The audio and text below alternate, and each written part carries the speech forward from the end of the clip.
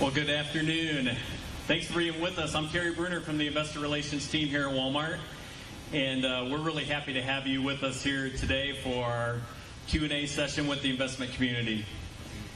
We want to thank those who have traveled in for this meeting today, and we also want to welcome those who are joining on the webcast. Before we get started with the Q&A session, we'll have some opening remarks from Brett, Doug, and Judith, and then we'll spend the majority of our time on questions.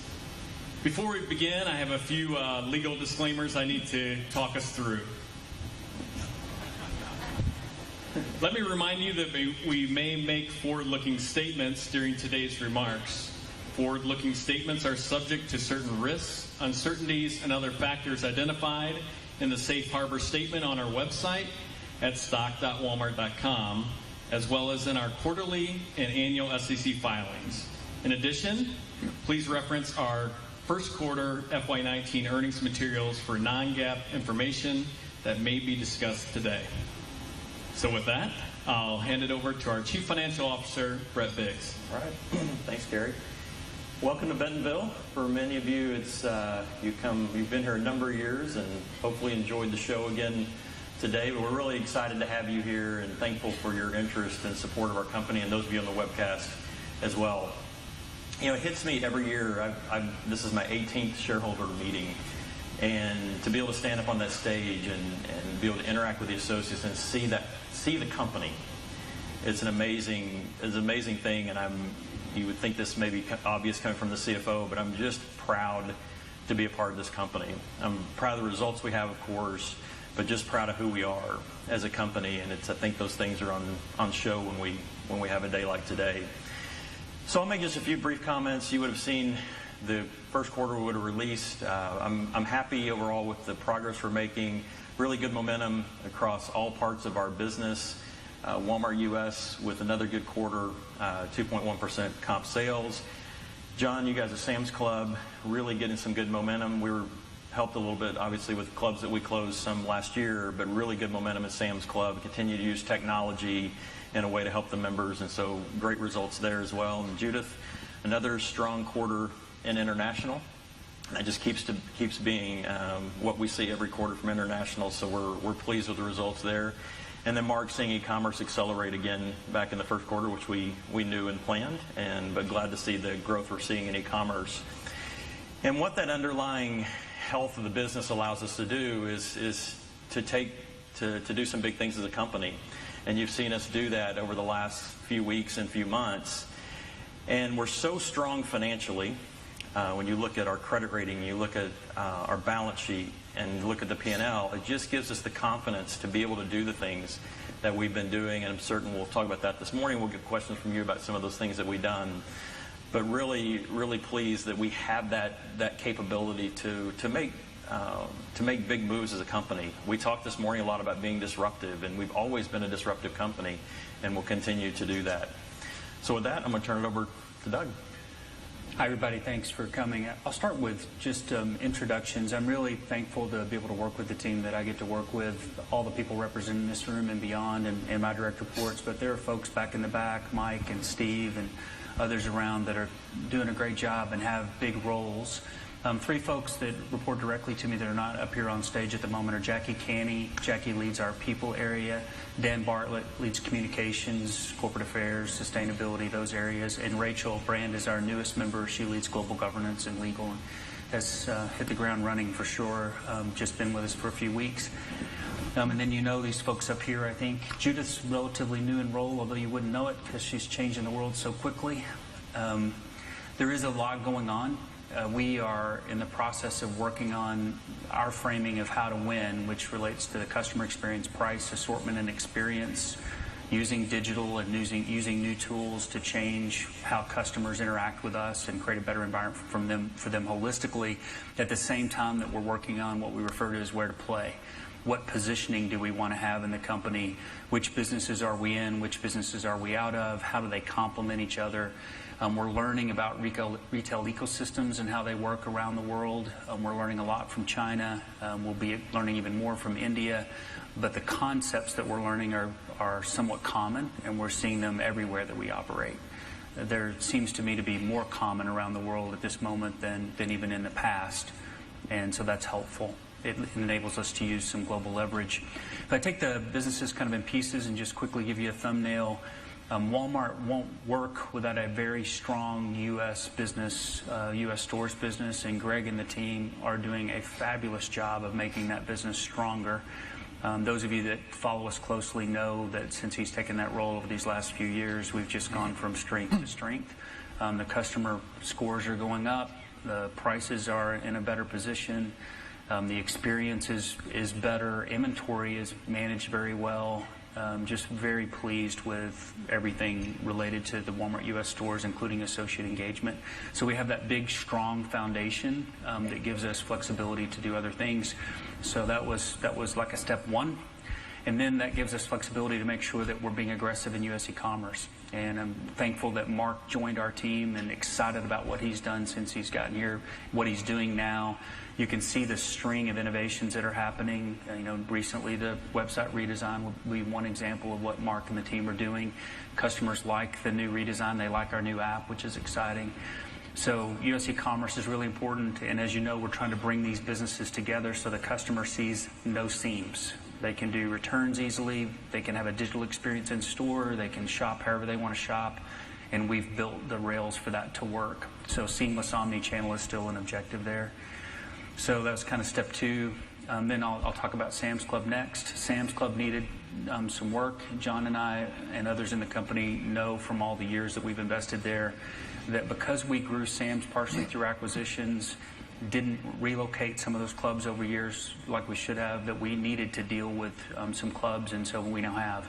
So John and the team have a position of strength to operate from. And we've asked him and the team to focus on sales without fuel and tobacco. We'll still have a tobacco business that we'll manage over the years, but we're going to be talking about our comps without fuel and tobacco because that's what we're focused on with him. We'll be appropriately transparent with all of you so that you can see the puts and the takes as it relates to that. The progress that you, Giselle, highlighted today in Fresh is really encouraging. The progress, Ashley, in Members Mark and Private Brand is exciting. And the way that Jamie Iannone and John and the team are working together differently in an agile fashion in digital is also very encouraging. I think it's a bit of an incubator for the company in terms of how we can become more member-centric, more efficient, faster, and hit the mark as it relates to serving members in Sam's Club. And then international. It's really great to have our big businesses like Walmex in Canada performing well, Judith. In international, we've got such different size markets. If the big ones aren't doing well, it's really hard for the portfolio to do well. She's leading some changes as it relates to the positioning of that business, and we basically want to be in places that have a tremendous opportunity, which is what led us to Flipkart in India. And when you know the numbers, and when you look at the size of the market, 1.3 billion, you look at the GDP growth in the market, look at retail growth in the market, look at e-commerce growth in the market, and then you start to understand that Flipkart has a strong management team. They built out an ecosystem. Back to my reference earlier, it's not just a pure e-commerce business, but there are complementary platforms within that business. We are excited about learning in an emerging market what that can mean for us over time, and we'll use that learning around the world. So, yeah, moving pretty fast, making some changes to reposition the company, changing the wheels on the car as we're driving it. We are trying to do a good job of managing the short term and the long term, and I know that you want to talk about that. We're happy to answer your questions as it relates to it. Balance does matter to us. We don't take earnings dilution lightly. But our time horizon may be a little different than some of you may want it to be. But we have a view that a good investment should be made even if it takes a little bit of time to pay back, but they should be big enough to matter. So we'd be much more interested in doing a few big bets than lots of little things as we try to maintain focus for the company. Jude, I think it'd be good if you repeated or elaborated a bit more on India or anything else you want to say about international. Yeah, no, good afternoon. It's certainly been a busy 4 months since taking the role. The strategy for international has always been around disciplined growth, and I think everything that you've seen us doing is absolutely in line with that strategy and creating unique solutions for the markets that we operate in. With regards to India in particular, I think you've done a great job of articulating the size of the opportunity in that market, particularly for the long term. And I think if you're an international business and growth is one of your objectives, then it is a market in which you want to operate. It was the right time for us to go in now, as e-commerce is still developing in that market. In addition to the fact that it's a growing quickly economy, e-commerce has still got a penetration of around about 2%, and that's forecast to grow rapidly.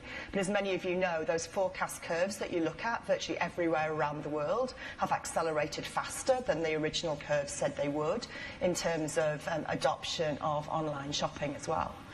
But what's really unusual about Flipkart is that it's not just an e-commerce retailer.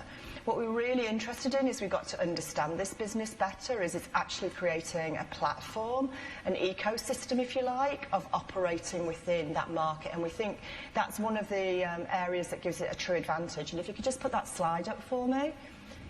Just to give you an idea of the different elements of Flipkart, because I'm not sure it's always completely understood. There are two trading arms. You can see those under the general e-commerce flag of Flipkart itself, which is primarily a general merchandise site and by far the biggest part of the business. But then there's Myntra and Jabong, and Myntra and Jabong are apparel, clothing retailers. They're really interesting in the speed they're growing at and the mix that they provide with the overall e-commerce business as well. The other part of it is the infrastructure. If that's the trading part, you've got an infrastructure part, which is eCart. eCart is the logistics arm of Flipkart. It operates over 800 cities already, does about 500,000 deliveries a year. But it's unique to Flipkart in that it's got its own logistics network that sits behind the trading platform that it's got. And the final part of the equation that creates the platform is called PhonePe. PhonePe is a payments business. Now, its primary function is to facilitate payments within the Flipkart group, but it's actually also an open system. So one of the things you're able to do with it is start to pay outside the Flipkart area, and it's linked in to the banks in India as well. And as India is digitizing and the ability to make mobile payment is increasing all of the time, this enables PhonePe not only to connect more broadly across India, but it also helps a huge amount of personalization back into the total and helps drive the e-commerce business as well. Lots of other parts to this, but I think that gives you a sense of it's not just one thing that we're looking at, and that's one of the reasons we think there's learning to be taken from this business back into other businesses around the world. All right, so let's go to questions. We have a number of volunteers around the room that have microphones. Once you are called upon for a question, if you could wait for the microphone Terry, you for can the just benefit pass of the it around webcast. the tables right there. Yeah, it looks like we got a vote there. Let's just start right up here in front, and we'll get to as many as we can. Thanks. Simeon Gutman, Morgan Stanley. And thanks for the detail on Flipkart. And that's my first question. A big acquisition, game-changing to the narrative, but consistent with winning for long-term. Wondering if you can share with us more detail on the debate the board had, not just on price, but on some of the operational concerns, scaling it, further investments that you'd have to make. And one more for Mark. Before Walmart and Jet got together, we used to talk that there was some GMV bogey at which Jet would scale. I don't know if it was 10 or 20 billion. Curious if there's a bogey for Walmart.com or how the cost base is evolving, and maybe there is no bogey as the cost base evolves. Thank you. Yeah, I'll start off on the first one if that's okay, and you guys can chime in and then you can answer that one. We had a debate around, given the amount of investment that would be needed to win in India, what the plan was that Flipkart had, the contingencies that could happen as a result of our entry. Would that put pressure on our ability to win in the United States, which is our most important market? So that was one of the key debates. When it comes to the time horizon, we have a plan. We've seen Flipkart's plan as it relates to how we would scale it and what profit and loss would look like that we're comfortable with.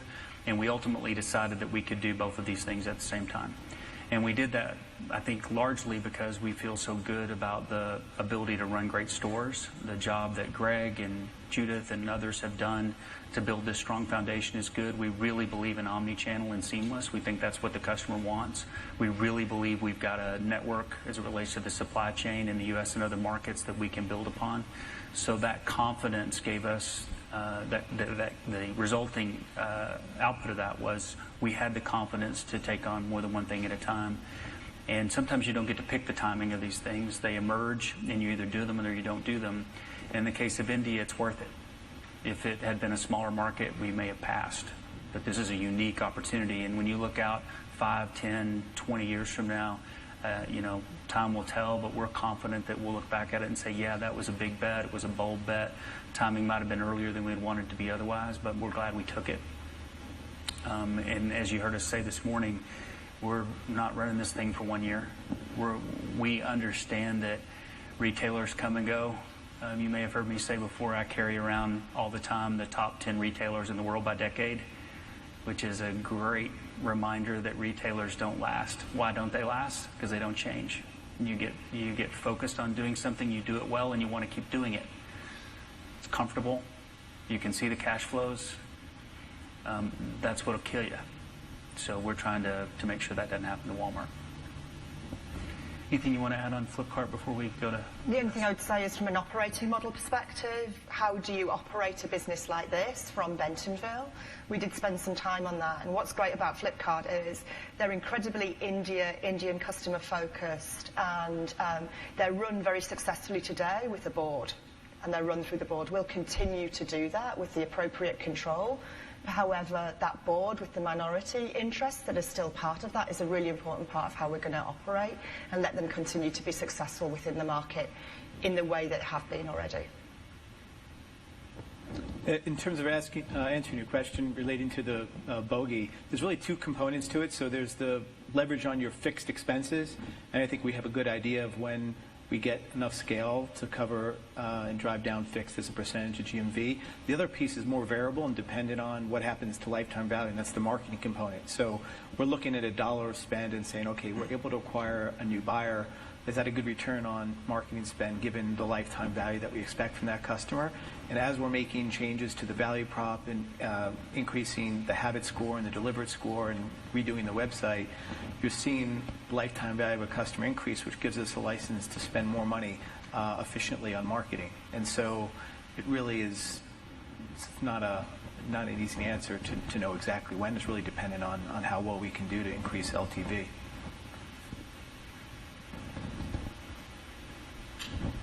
Thanks. Robbie Ohms, Bank of America Merrill Lynch. Actually, two follow-up questions. First, for you, Mark, you guys keep reiterating the 40% or around 40% growth in the US.com business. Can you just remind us how predictable that is and why it's so predictable? And also, it would require, at least one quarter of better than 40% growth, and how predictable is that? And then a separate question is just on Flipkart. Does it lose more money the more successful it is from a top-line standpoint generally? And does it lose less money if the India market for .com ramps up less fast? So basically, what I'm asking is, you've sort of guided us to dilution of $1 billion plus of EBIT losses. What's the variability around that? Are there scenarios where it could be quite a bit more than that if India comes on in that curve that you mentioned, Judith? Or also, if it doesn't come on, could it be less dilutive in the near term than you've guided? Sure. With respect to 40% growth, so in the first quarter we were at 33%, as you know, and we were on plan. So we've got a plan for the year that gets us to approximately 40%, and we feel good. We're making great progress. We're executing against all the initiatives that we had set out to execute. And yeah, but your math is correct. We would need a quarter above 40 to get to 40. Robbie's asking about predictability. Yeah, there's two components. It's really the revenue from new buyers and the revenue from repeat buyers. And so the repeat buyers, you're looking at historical cohort curves, how they've shopped in the past and how you expect them to shop in the future, and then how much money you're spending in marketing, how many new buyers do you expect. And so there's definitely inputs that go into the calculation. It's not just something we pick out of thin air. But of course we have to execute. It is interesting, isn't it, that a brick and mortar retailer that grew up with a certain set of metrics has been learning new metrics as it relates to CAC, customer acquisition costs, lifetime value of a customer, and understanding their behavior in cohorts to know if you make this investment and you get this behavior, it's a good investment. If you have to invest this much, it's a bad investment. And tweaking those dials is something that e-commerce companies do, that we do here in the U.S., that Flipkart does in India. And so if you're one of us, you're learning these new metrics balanced with old metrics and blending them together with a customer view and an operational view. So it's one thing just to keep in mind as you think about how we might be making decisions. And as regards to the accuracy of that dot in terms of how we look at it, if you think about due diligence, one of the things clearly that we did is model a whole different range of scenarios and different things that happen. We're comfortable with the trajectory that we've given in terms of where we believe with management that business is going to perform over the next few years, and that in addition, in that trajectory, we've set it up for success given what we know today. And just from a, Robbie, from a macro standpoint, a lot of time we spend together as an executive committee team is thinking through all of the various pieces of the business and how they add up.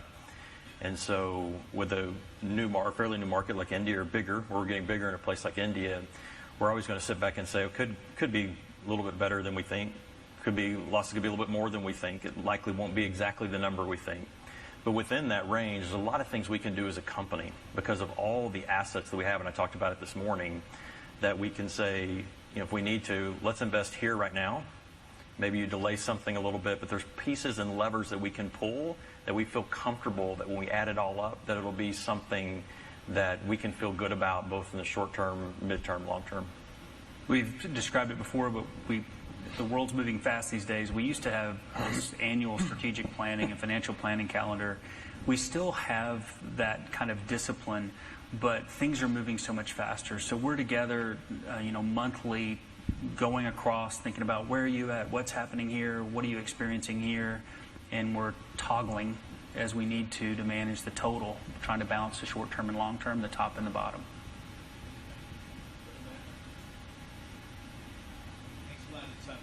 From Goldman Sachs. Two follow-ups as well. First of all, as you think about the long-term end of the expectations range, you probably have a sense for when you would expect the losses to peak and perhaps the business to turn profitable in India. Well, if you could give us some sense of are we talking years or decades or some framework to thinking about when the economics of this business start to become accretive to the firm. The second question, Mark, you spoke about GMV. Most of Walmart's GMV is still at this stage 1P. Some of your largest global e-commerce competitors have large 3P businesses. How do you see 3P developing within Walmart broadly? And if you could think about India and Flipkart in that context. Thanks. You want to? Yeah, I think, Matt, I just remind everybody, we don't own Flipkart yet. So we've got an October analyst meeting coming up. Obviously, we have models built. We've done some work there, but I think in October we'll talk a little bit more about how we see things playing out once the deal's been closed and things like that. So just please keep that in mind. Yeah, and Matt, I'll go back a little bit to what I was just saying to Robbie. There's, as we look out into the future, this is a big opportunity we've taken, similar to what we did with Jet. We're going to make this work. This is a big opportunity for us, and it's hard to look out a year, 2 years, 3 years, 4 years out. We have an idea of what we think it's going to do and where we think it's going to go. But within that, we've got to leave ourselves flexibility, and you guys want us to have flexibility to be able to move the pieces like I talked about earlier.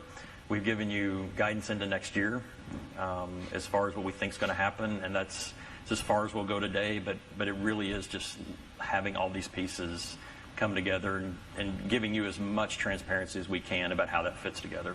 Without telling competition everything. Yeah. Matt, with respect to the GMV on Walmart.com, so the third-party marketplace is growing faster than first-party, so we're working really hard at expanding assortment. We're now up to 75 million SKUs on the website, but we're equally focused on really the brands that matter. And so that was one of the big reasons why we sort of upgraded the look and feel of the website to really, not only for customers, but also to attract brands that were not previously wanting to be on Walmart.com. So it's a combination of both. The brands people want that are most often purchased, and then also that long tail. We'll go to Dan next. Great, thank you. Also on the topic of e-commerce, you've added millions of SKUs. A lot of them, most of them I think are 3P, and you have 2-day delivery, but not on a lot of those SKUs. And your biggest competitor does a lot of fulfillment by Amazon. And I'm just curious how you think about competing longer term and the importance of that 2-day delivery. Will you ever move towards fulfillment by Walmart or somehow incentivize these third-party sellers to offer competitive 2-day free shipping? Yeah, so we're currently expanding the number of SKUs that we offer 2-day delivery on every day. So we're continuing to aggressively bring more and more SKUs into the warehouses. And so that's really the first stage, is make sure that all the first party is in our warehouses and mirrored, so that we can get 2-day, even 1-day delivery via ground in a single box. And that's really our primary focus right now. Is that just Walmart SKUs or? Right now it's just Walmart SKUs, yeah. We also think there's a big opportunity to leverage the 4,700 stores to do same-day delivery. So we started to roll out, Greg's team, same-day delivery capabilities out of the brick-and-mortar stores.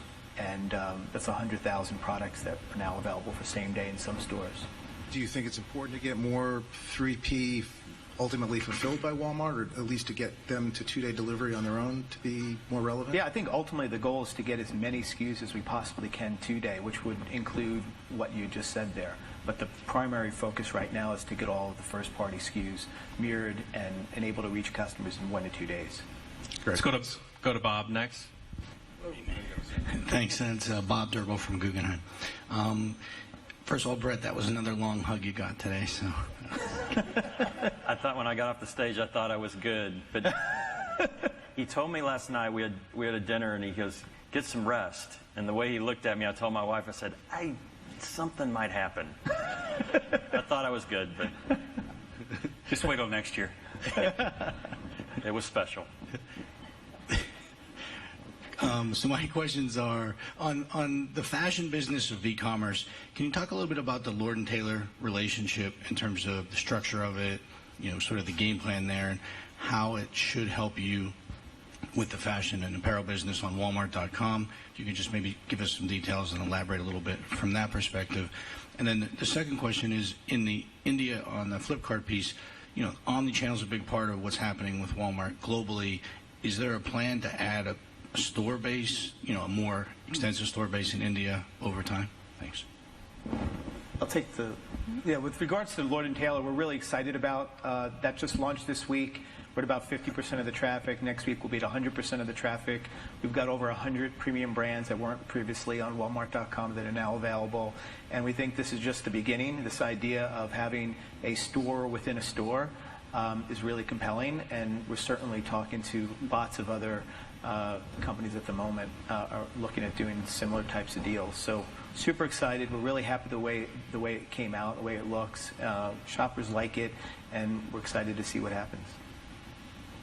So on India physical stores, we've got 21 cash and carry stores today in India, and we've already announced that we're going to do about 50 more stores over the next couple of years. So Walmart India, the cash and carry stores, and Flipkart in the short to medium term will remain separate entities and will trade separately, although clearly sharing ideas and getting synergy where we can.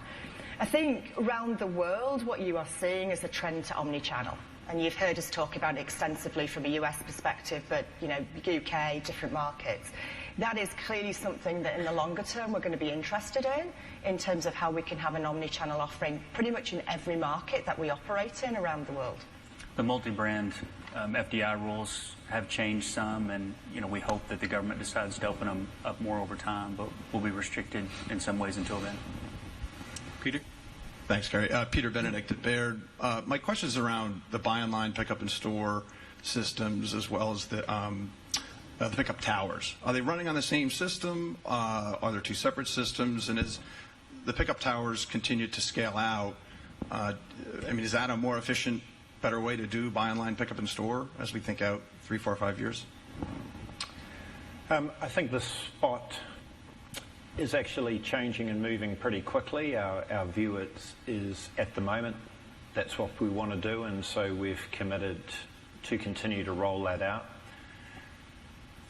Probably about every almost every quarter, Mark Ibbotson, who's just sitting over there, stick your hand up, Mark. Mark looks after that part of the business, and he's got a team, and they head off to all interesting countries around the world, and it's astounding, actually, as you start to understand what's being developed in other countries, and we look for new technology. At this stage, we're pretty happy with what we're seeing with the towers. It is efficient, the tech does all connect and work, and we measure Net Promoter Score based on what it's like when you have a tower and when you don't have a tower, and clearly it's a really good performance when you have a tower.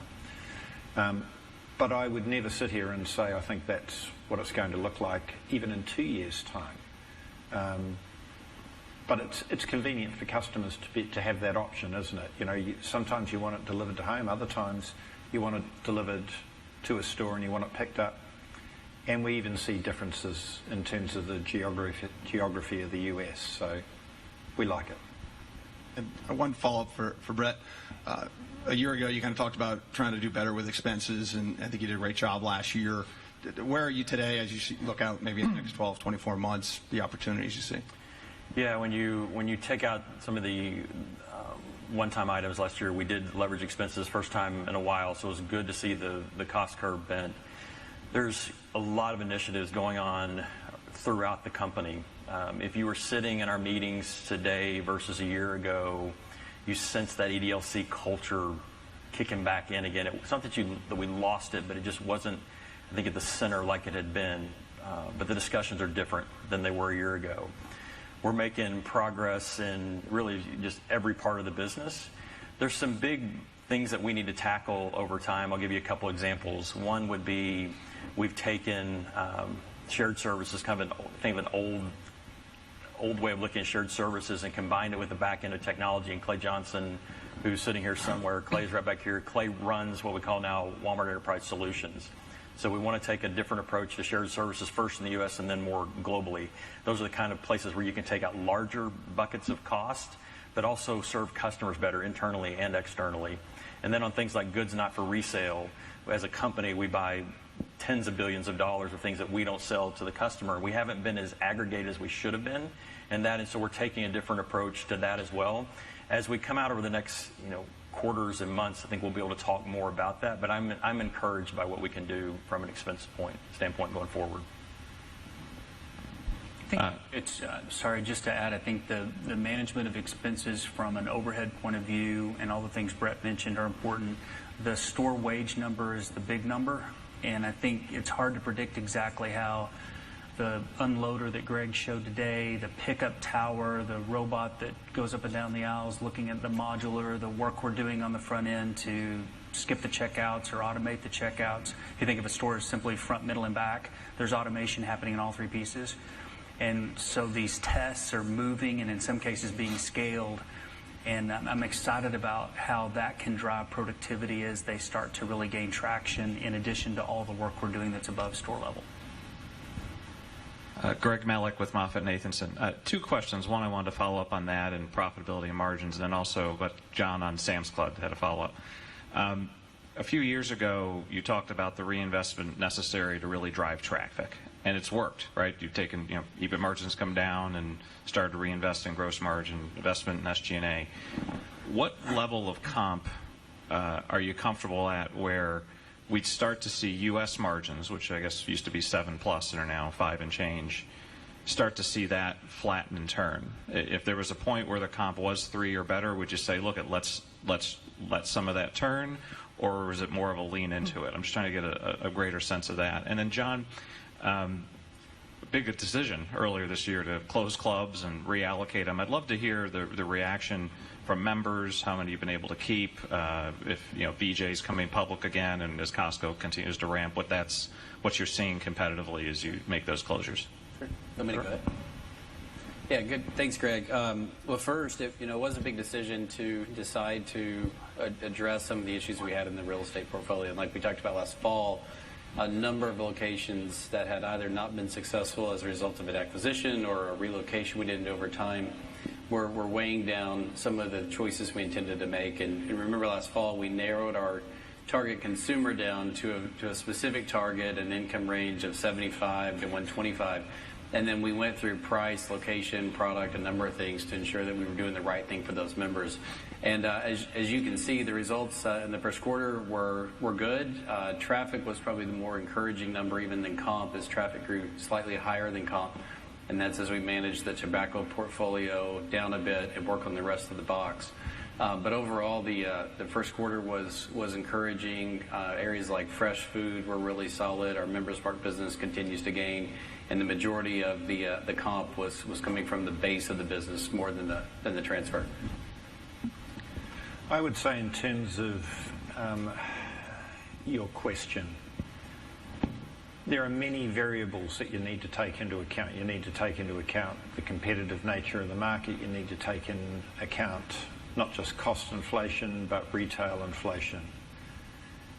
But assume those things are on some sort of par. What I've learned over the years is that generally a business of some scale, if you can run at 3+% comp, it gives you an opportunity to leverage.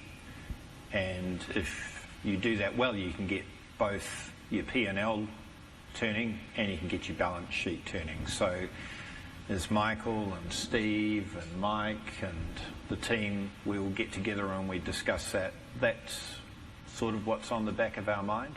But as I said, we reserve the right, as you would expect us to always do what's right for our customers. And if that means that we need to lean in and invest in being competitive, then we will. And if we have to deal with external factors that are sometimes not of our making, then we also deal with those. But Greg, I think it's a good, I feel that we've got a reasonable handle on what we're doing. And Greg, you've seen U.S. stores lever in the first quarter even at the 2.1% comp. I've said this before, and I'll keep coming back to it. The old productivity loop that we've talked about for years inside of Walmart, that really hasn't, that math hasn't changed. One thing we know going forward is the environment's going to be incredibly dynamic. Competitive environment is going to be dynamic. We need to be ready to operate in different types of environments. I think gross margins over time are set somewhat by market, somewhat by competitors, and we have a say in that as well. And it goes back to Peter's question on expenses. There's no scenario in which getting your expenses in a better place doesn't help, because it allows you to potentially throw money back in to get sales going. Once you can get sales going on the top line, your rate can stay the same, your dollars get bigger. And we, as you, are concerned about dollars as much or as more than we are rates. So it's really getting this flywheel going. And you're starting to see it over the last year inside of all different parts of the business.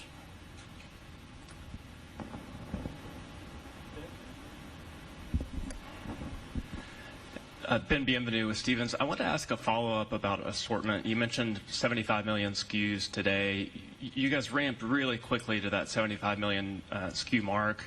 I'd be curious to hear a little bit about your expectations around the velocity of the continued ramp, and then any particular categories that represent meaningful opportunities. And then as a follow-up to the Sam's Club questions transitioning to e-commerce fulfillment centers, where are you with respect to e-commerce fulfillment distribution capacity, and does it necessitate any additional moves around transitioning, former brick and mortar stores to fulfillment facilities? Thanks. While we're focused on increasing the breadth of the assortment, I think our primary focus right now is really on quality of the assortment. So there are thousands of brands that we don't currently carry in the top million best-selling SKUs. So we're really focused on getting those brands, and we think that'll make a much bigger impact to the habit metric and to the overall customer value prop. With respect to the 3P side, we've been also, at the same time we're adding new merchants, we've also been culling merchants back that haven't been delivering an exceptional experience. And so we're really focused on making sure that each SKU that we sell and each merchant we bring on board can deliver a great experience. And on the fulfillment center question for Sam's, one of the things that Doug mentioned earlier is we were looking at Sam's to innovate and be an incubator, but also learn to move with speed. And we made the decision in January when we announced some of the club closures that we needed some facilities for fulfillment around the country. And it took about 46 days from the day we made the decision until we were shipping packages out of the first center, which is in Memphis, Tennessee. It's just a few miles down the road from FedEx Field, and it's up and running, going well. Over the course of the year, we're evaluating. We'll probably need a few more of those, but that gets us the ability to have the core of the assortment. And with Sam's Club being a curated assortment, just down to a few thousand items, it gets the core of our assortment where we can deliver, just like Mark said, really efficiently within a couple days by ground all around the country. But Jamie and the team that are working on it have done a great job of moving with speed and getting us up and running in just a couple months. Overall in the U.S., as it relates to e-commerce fulfillment, just remember the role that the stores can play. The team's made a lot of progress learning how to pick more efficiently, really good progress on those metrics, and the SKU count that we're picking from in the store is growing over time. And as we said to you in October, we think we have a big advantage as it relates to fresh and perishable food with the right assortment at a great price, so close to so many Americans.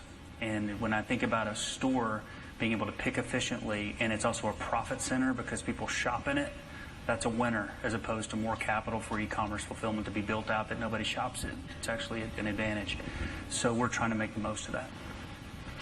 Go to Karen next. Thanks. Karen Short, Barclays.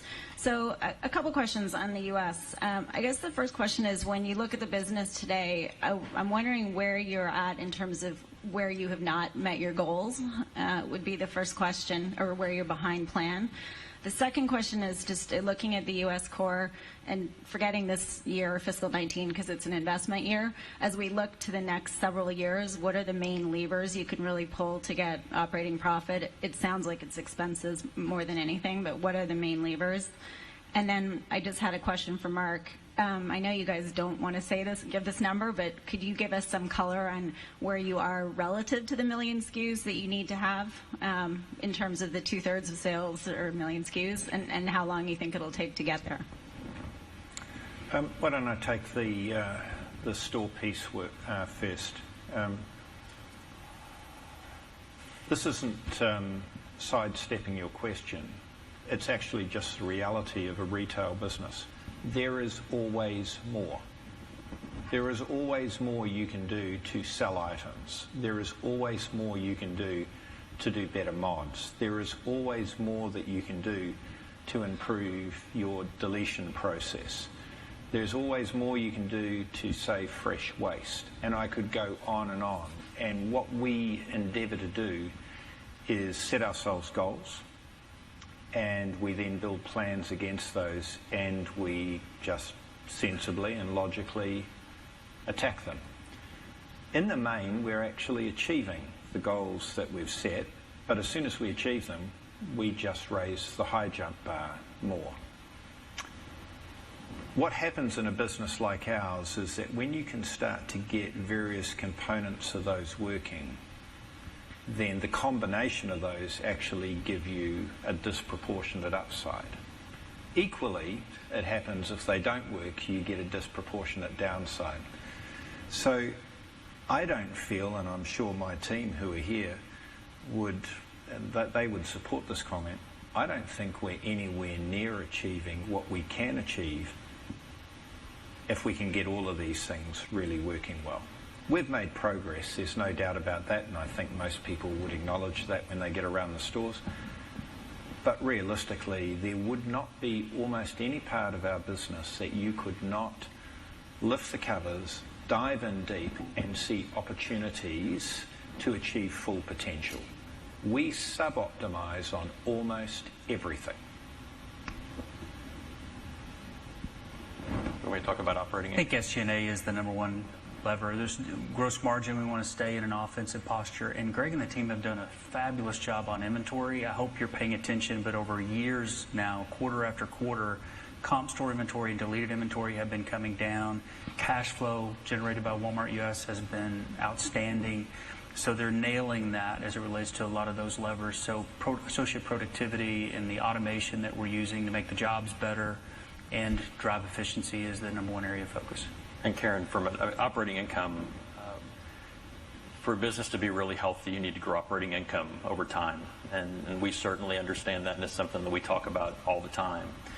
You go back to the days when we were really rolling out supercenters. Supercenters were pretty predictable, having a leverage point that almost day one, supercenters were profitable. the day you open them. The types of businesses that we're investing in today, whether it's e-commerce or it's Flipkart, India, it's a different leverage point and it's a different cash flow model. And we're having to adjust to that as well and balancing out everything that we can. But operating income growing for us is something that's very important. Karen, to answer your other question, we're right now probably around 50% of the SKUs that we ideally want to have. So if you took all the sort of top best-selling brands and SKUs, we're about 50%. So a big opportunity, big breakthrough with the new website redesign. And I think bringing Lord & Taylor on board certainly helped. I think the fact that we got the full assortment of Apple on Jet is also a big win. And so we're starting to see momentum, and we're starting to see brands pay attention. So we're excited about the opportunity ahead. Scott? Yeah, hey, Scott Mushkin from Wolfe Research. So I wanted to dive more into the EBIT and the cash flows as we look at the company. 5-6 years ago, there's $28 billion of EBIT. My calculation is anywhere near correct. It's going to be more like $21 billion next year. Like the Asda move, but obviously costs you from a free cash flow perspective. Then Flipkart's going to cost you the other way. So it looks like you're going to flip about $3 billion there. So I guess it's just as investors, where does it stop? And when do we turn the corner? The second thing is a follow-up to Flipkart is, we model Amazon's losses growing in India over the next couple of years as they really pile investments. And just trying to understand Walmart's tolerance to sustain increased losses as you compete head-to-head with Amazon. As it relates to tolerance in India, we factored that into our models. As it relates to where does it stop, I think you can step back and look at the world and ask, how many opportunities are there in the world with a population and growth rate like India? And the answer is not very many. We were in China. We like our position in China. We'll keep working on that particular market. But if you step back and ask priorities, it's the U.S., Canada, Walmex, including Central America, China, and India. Those are our priorities. So, then the question becomes, all right, in your kind of core operations, can you deliver an operating income increase? How do you leverage? And then the question becomes, now talk to us about what happens with e-commerce, U.S. and India in particular, given the size of those investments. And your calculation's got to be, do I believe that they can scale these businesses, reduce losses, and achieve profitability in those businesses? So those are the kinds of things I'd be thinking about. There's still more work to be done in the portfolio as we sit here today, and I hope what I've just described gives you some sense of where we might be going, given what the priorities are. Just as a quick follow-up, priorities in the U.S., obviously Greg and his team have done a tremendous job. Aren't there big opportunities in the U.S. to leverage that supercenter beyond e-commerce, which we've beaten to death at this stage, to drive more market share, maybe adjacent categories? As he said, more is his answer. It seems like the best company asset is sitting over there in the supercenters and being run by a great executive. It is, and there's been a lot of investment there as it relates to price, as it relates to wages. But Greg, you might also talk about the work you and Steve are doing in the box. You don't need to share necessarily what the merchandising investments are in capital, but you're changing inside the box at the same time we're doing this other work. Yeah, thank you for your comments, by the way. I appreciate that. And I'm lucky to have such a good team, and you understand the scale of this business. So this is not a one-man show by any means. It's every single person that pulls this together. And thank you, Judith, because you were absolutely integral in getting us some momentum. Yeah, we are looking at, when we look at the supercenter, it's a great asset in the US, isn't it? The corner of Main and Central, effectively 30 acres. It's not just stuff you sell in the box, it's services that you can offer. We can see what happens when we start to get drive-through and pick-up working well. We've got a great pharmacy business. We've got a lot of people who get scripts in our business. So between reworking the real estate in the box, thinking about the box as an ecosystem, thinking about the fact that you've got 30 acres, even thinking about what's happening with real estate wider in the US, so when all of us get around stores, and Mike and I have been talking about this, we turn up to places and we've got a supercenter, or it could be a neighbourhood market that's there, and we've got some empty real estate there. All of those are things that we continue to talk about and see as opportunities. And I, clearly for competitive reasons, I'm not going to get into it, but there's always more, and that's the way we look at it. It's a really interesting time. Hi, thanks. This is Ed Ewermer from KeyBank. It was maybe 3 years ago where you added in your little circle, you said, we were about saving families money, and then you added time. On the time component, how should we measure how the consumer values that investment you've made around time, and how do we think about the balance between value or price and time as you move forward? Thanks. Yeah. Price, assortment, and experience are all being redefined. Price still matters. There are a lot of Americans that are, counting every penny and every dime, and we have them on our minds and are doing our best to serve them. So price investment is important. Assortment's been redefined incredibly. Customers can get access to anything. That experience component, as you work your way up, the way you want to earn business from new customers, in our case in particular, is a combination of merchandising quality, and Greg and the team are doing great work, for example, on fresh categories, including produce and beef. John and the team are doing great work on fresh and Members Mark. But that quality enabled by a fast, easy experience for the customer is the way that we're attracting more new customers and keeping the ones that we've got. So you just can't have friction. The checkouts can't be that long. You've got to help people find items in the store as well as online. You've got to manage new technology to drive in-stock levels up. We know for sure every customer cares a lot about time these days, and what we're trying to do both with mobile and in the store is attack any form of friction that we can find, using product management in an increasing way to isolate that problem, solve that issue for the customer, leveraging technology along with a business leader to try and do it quickly. And I think one thing you should keep an eye on is anecdotes. We've shared in the past the work that John did at the membership desk in Sam's with Jamie and Giselle. That's a great anecdote, but those are happening across the business. I tried to share some of them today. I think it'll be a million little things. It won't be two big ones. I think the other thing we see, Doug, is this country is so big. So often what we see happening in California is not the same as what's happening in Louisiana or Mississippi. Doesn't mean that it won't happen at some point, but we're reminded of that quote that the future's already here, but it may not be equally distributed.